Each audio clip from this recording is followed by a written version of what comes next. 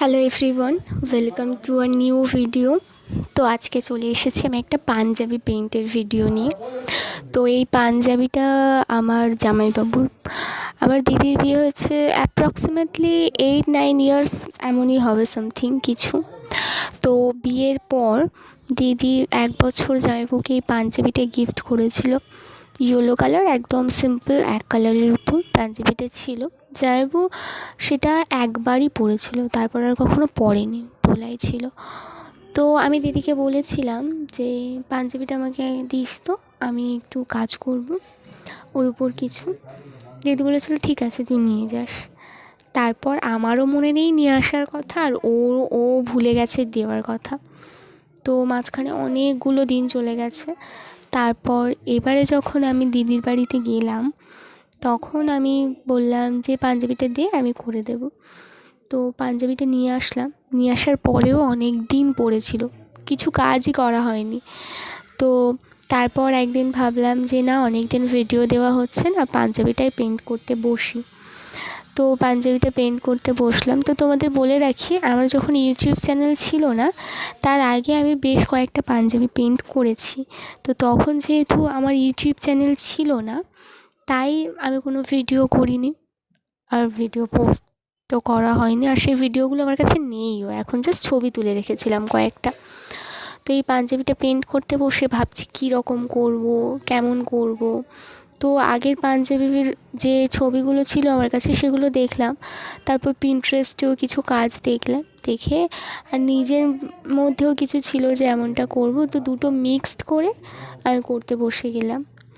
তো এর আগে আমি যে পাঞ্জাবিগুলো করেছিলাম, দুদিকেই তার মানে হাফ সার্কেল যেগুলো হয়, দুদিকেই হাফ হাফ সার্কেল করে মান্ডালা আর্টের উপরে ছিল। তো এবারেও আমি একটা সাইডে হাফ সার্কেল করেছি, করার পর কাজ করেছি। তারপর সবাইকে দেখালাম। আমার সবাইকে দেখানো বলতে বেসিক্যালি আমার মা, আমার দিদি, দিদুন, এরাই আছে। তো ওদেরকে দেখালাম, ওরা দেখলো, বললো খুব সুন্দর হয়েছে, ভালো হয়েছে। আর সেই সময় আমার বাড়িতে মামি ছিল, মামি এসেছিলো।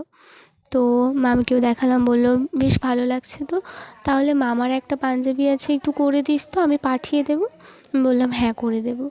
তারপর আমি ভাবছিলাম যে অনেকগুলো পাঞ্জাবিতেই তো বেশিরভাগটাতেই তো ওই হাফ সার্কেল করে দুদিকেই করতাম। তো এবারে আর দুদিকে আমি সার্কেল করব না, একদিকে আমি একটু সার্কেল রেখেছি, আর একদিকে একটা লম্বা বক্স মতো করে তার মধ্যে কিছু ডিজাইন করেছি। তো এটা করতে গিয়ে আমি অনেক ঘেঁটেছি, বারবার হাত থেকে কোনো কারণে তুলিটা পড়ে যাচ্ছিলো, আর রঙটাও লেগে যাচ্ছিলো।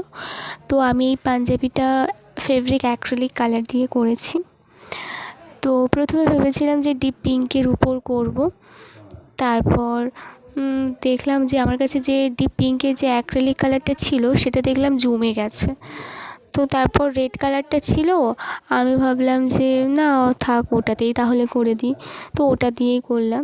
আর একটা কথা বলি, তোমরা আমার মতো যারা বিগিনার্স আছো, তারা যখন পাঞ্জাবি পেইন্ট করবে, ভিতরে ওই কাঠ কাগজ টাইপের যে কাগজগুলো হয় ওটা দিতে পারো, বা ওই বোর্ড টাইপের কিছু থাকে ওটা দিতে পারো। যদি ভিতরে দিয়ে দাও তাহলে আর পিছনে কালারটা লেগে যাবে না। আর অ্যাক্রিলিক কালার তো স্টে করার জন্য তো অনেকে রেজিন দেয়, কিন্তু আমি বেসিক্যালি এটাতে রেজিন দিইনি। জাস্ট করে নিয়ে শুকিয়ে তারপর আয়রন করে দিয়েছি ওই কাজটার উপরে পেপার রেখে। তো এটা স্টে করে ওঠে না। তো আজকের পর্যন্ত এই পর্যন্ত।